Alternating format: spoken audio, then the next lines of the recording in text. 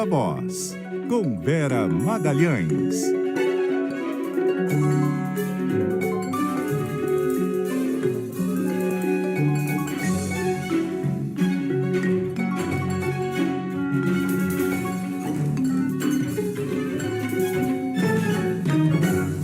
E aí, Vera? Oi, Sardenberg, Cássia, boa tarde, bom ver vocês de novo, boa tarde aos ouvintes, agora ao vivo, que ontem eu mandei o comentário gravado. Ao vivo e a cores. Ao vivo e a cores, é isso. Vera, ainda sobre tarifas, temos dedicado aqui, os ouvintes terão percebido, nós temos dedicado bastante tempo aí à questão das tarifas, porque realmente é o tema dominante, né? E que vai ter impactos econômicos muito importantes e impactos políticos também. Bom, como é que nós estamos agora? Hoje é dia 29, hoje é dia 29. Depois tem 30 e 31, né? E dia 1º de agosto deve entrar em vigor as tarifas de 50% sobre os produtos brasileiros. E a gente ainda não conseguiu negociar nada, né, Vera? Não conseguimos negociar nada, mas mesmo assim paira uma incerteza enorme quanto à efetividade da ameaça, né? E se ela vai entrar em vigor realmente de uma vez só, realmente nessa magnitude dos 50% e para todos os produtos.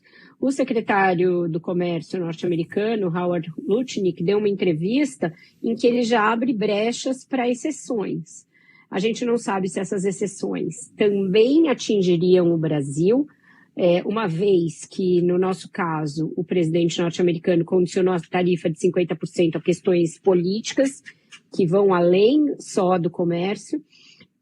Mas tem produtos que ele incluiu na lista dos que podem ser até isentos de qualquer tarifa, que são produzidos pelo Brasil, como o café e o cacau, além das frutas. Ele falou em manga, em banana.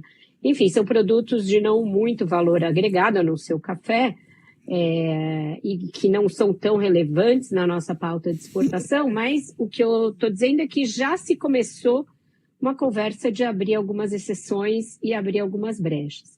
Mesmo em relação aos prazos, quando a gente olha para a negociação que os Estados Unidos estão fazendo com a União Europeia e com a China, a gente vê que existe a possibilidade de abertura de canais específicos de negociação e que, nesses casos, os prazos se estendam um pouco. O que o Brasil está tentando fazer é abrir alguma brecha para essa negociação, mas parece complexo.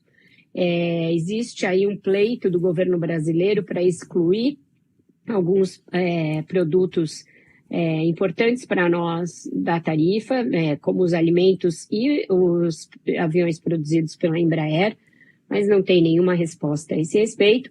E tem uma conversa de que poderia estar sendo negociada uma conversa direta entre o Lula e o Trump, mas eu não vejo, da parte das pessoas com as quais eu conversei, nenhuma certeza e nenhuma convicção, nem de que isso vai acontecer e nem de que, se acontecer, vai ser efetivo e vai ser bom para o Brasil, pela imprevisibilidade do Trump, pelo fato de os canais estarem bastante interditados, dada a defesa que o presidente norte-americano vem fazendo do Jair Bolsonaro e da intervenção impossível num processo judicial no Supremo Tribunal Federal, e também pela própria reação possível por parte do Lula, que também não é de levar desaforo para casa, caso haja nesse telefonema algo que o desagrade. Então, algumas fontes com as quais eu falei disseram, olha, Vera, pode ser que uma conversa entre os dois piore a situação num momento em que os canais diplomáticos e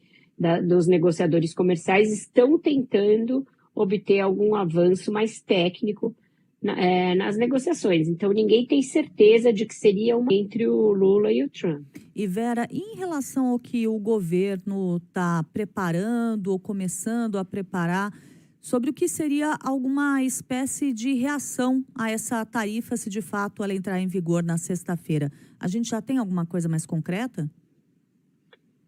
Tem duas frentes, né, que estão sendo analisadas, Cássia, as duas com bastante cautela. Uma é algum tipo de reciprocidade, de revide aos Estados Unidos, que é algo que nunca é bom, O Brasil é superavitário na relação comercial com os Estados Unidos e depende bastante das exportações para os Estados Unidos. O que a gente tem visto aí, no caso dos outros blocos ou outros países que também estão ameaçados de taxação, uma negociação muito cuidadosa, até mesmo cedendo em alguns pontos.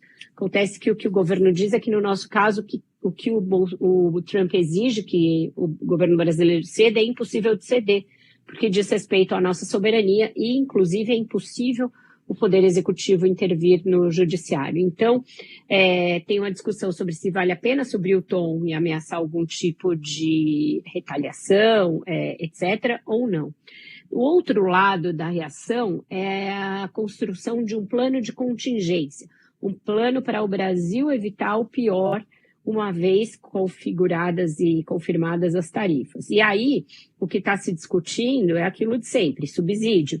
Subsídio a vários produtos, subsídio a empresas para que não promovam demissões, e essas demissões já estão no horizonte, tem empresa dando férias coletivas, etc., mesmo antes da aplicação das tarifas, e uma discussão com o Tribunal de Contas e o Congresso, por exemplo, para excluir as despesas desse plano de contingência do arcabouço fiscal. Como foi feito, por exemplo, com as medidas de contenção da tragédia no Rio Grande do Sul. Isso já tem acenos por parte do Tribunal de Contas de que pode ser aceito e que, portanto, vai se abrir mais uma brecha das muitas que já tem num arcabouço fiscal que já está difícil de parar em pé. Exatamente. Vera Magalhães, muitíssimo obrigado, Vera, e até amanhã. Até amanhã e logo mais aqui no Ponto Final. Até amanhã, até mais tarde. Até mais tarde, Até mais Vera. tarde.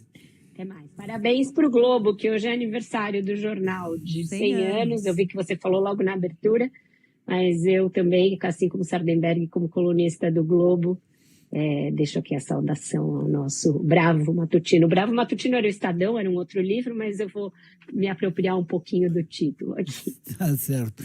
O jornal lançou uma edição especial no domingo, né? Que ainda está disponível enfim, na internet e tal, mas um jornal de mais de 500 páginas, com diversos cadernos, etc. Está lançando 2 livros. Você conseguiu o seu? Conseguimos, aqui na redação conseguimos. Então falou, Vera. Obrigado, Vera. E até.